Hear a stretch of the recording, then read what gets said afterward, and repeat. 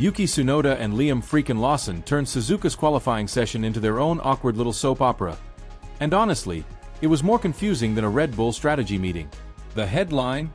The supposedly upgraded Red Bull driver ended up eating Lawson's dust, even though Liam's technically been benched. Yep, the guy they booted managed to out-qualify the golden boy they just promoted. Talk about a cosmic joke. The second qualifying session went to absolute hell for Tsunoda. Like, we're talking full-blown disaster. Whatever gremlin is haunting his RB21 clearly isn't packing its bags anytime soon. That car looked cursed, sabotaged, or both. No grip, no rhythm, no hope. If this is the future of Red Bull's second seat, we might as well start sacrificing energy drinks to the F1 gods because that shit's doomed. So, where do we go from here? Because let's face it, Red Bull's plan B has gone off the rails, and the second seat is starting to look more like a trapdoor than a promotion. Yuki stumbled out of Q2 with a miserable P15, while Lawson, who, I repeat, isn't even a full-time driver, snuck into P14. Neither result is anything to brag about, but it's still one hell of a slap in the face for Tsunoda. And if that wasn't enough of a kick in the nuts, both racing bulls finished ahead of Yuki. Freaking both. Especially Isaac Hajar, who pulled off a damn miracle and made it to Q3. The dude even parked it in P7 ahead of Lewis Hamilton. Yeah, you read that right. Hamilton. So clearly, the baby bulls from Faenza are cooking up something decent, while Tsunoda's stuck in a lemon. Now, let's talk about the real mastermind, Helmet All-Seeing Eye Marco. You just know he clocked that result. No way he didn't notice his chosen one getting smoked by the guy he demoted.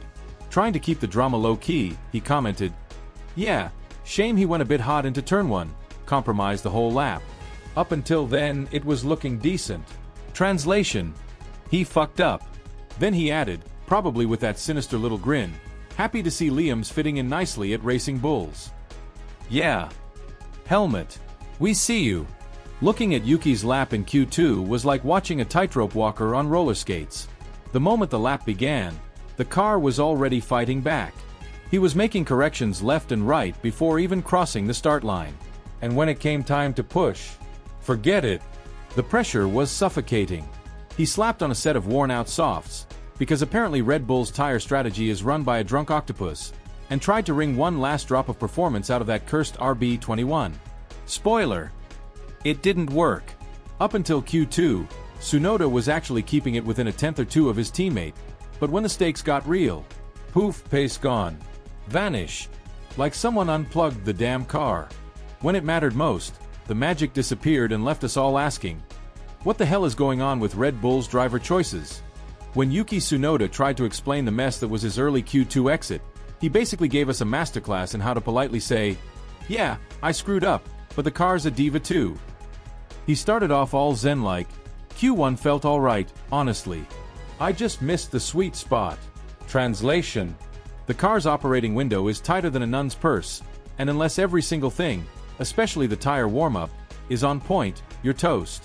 And boy, did he burn. See, in the second run of Q2, he couldn't warm up the tires the way he wanted, like he had managed earlier, and that tiny little detail turned into a full-blown catastrophe. "I realized it too late," he admitted, like someone who figured out their parachute doesn't work after jumping out of the plane. Classic. And just to make things worse, a damn red flag came out and blew whatever tiny shred of rhythm he had to bits. Now, yeah, a red flag screws everyone, sure, but when your car needs everything to line up like the planets to perform decently, even the smallest hiccup can knock you off a cliff. That's pretty much what happened to poor Yuki. He started the season already standing on shaky ground. And then this? Getting clobbered on home soil.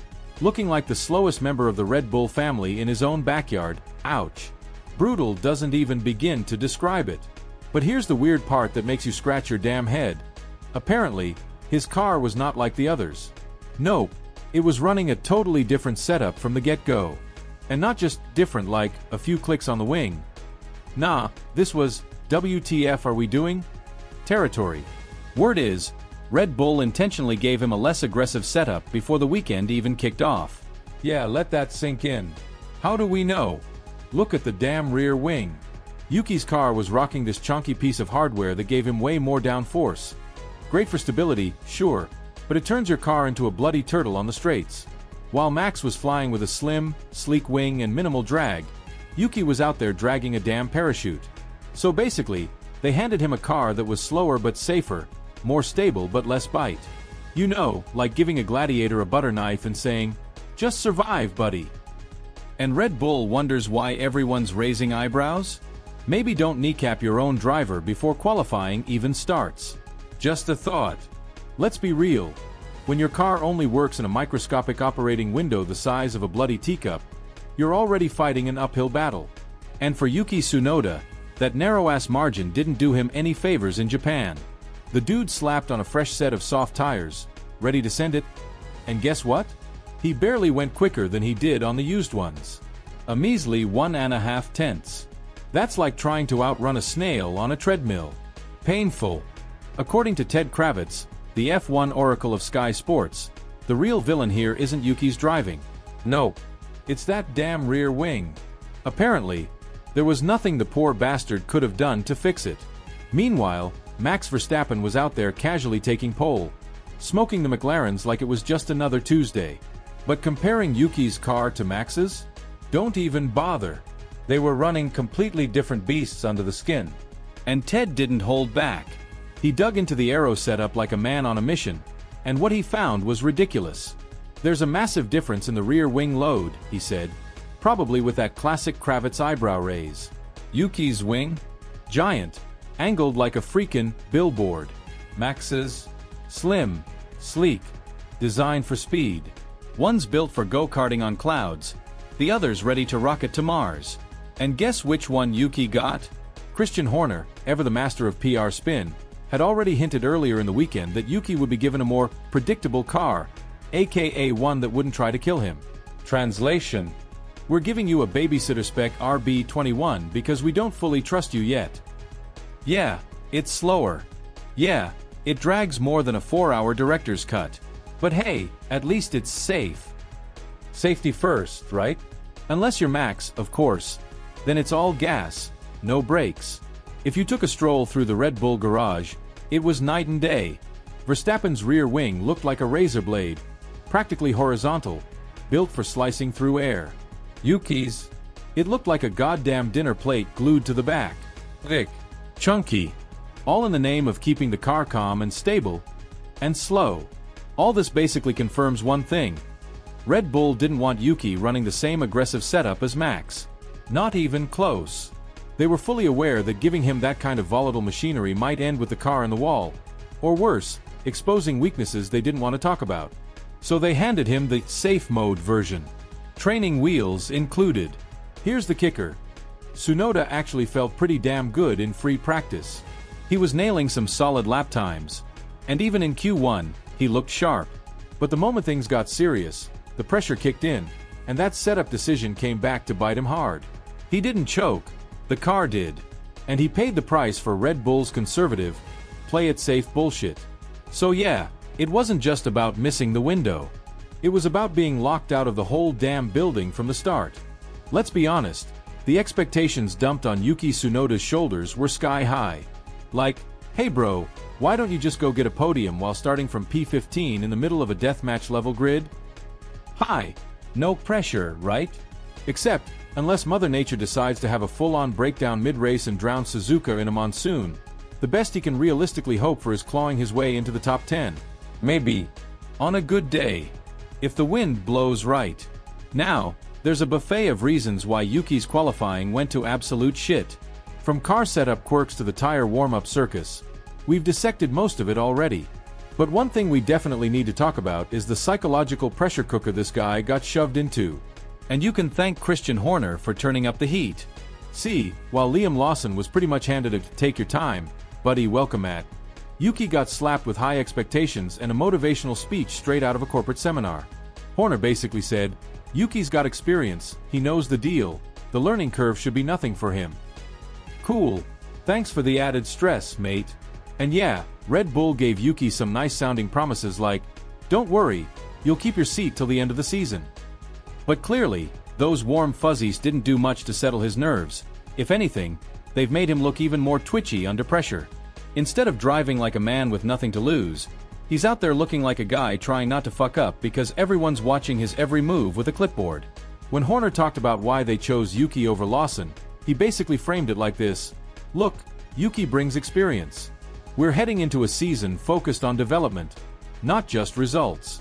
We didn't have the luxury of waiting 5, 6, or 7 races for Liam to get up to speed. Translation: we ripped the band-aid off and threw the kid in the deep end.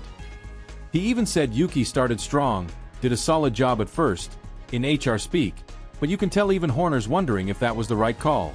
Meanwhile, if you ask Liam Lawson how he feels about possibly rejoining the Red Bull circus, let's just say he ain't exactly jumping up and down.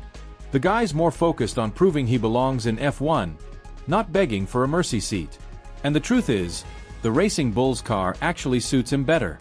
The damn thing has a wider operational window, meaning it's not a temperamental diva like the RB21. You don't have to do a seance and align the stars just to get the thing to perform.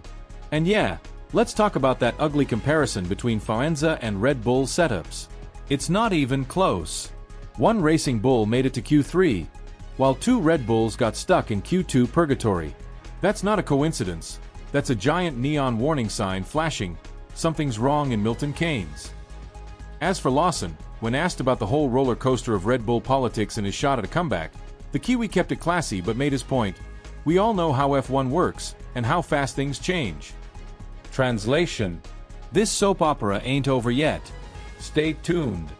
Look, if I rewind the clock just one damn year, I didn't even have a seat.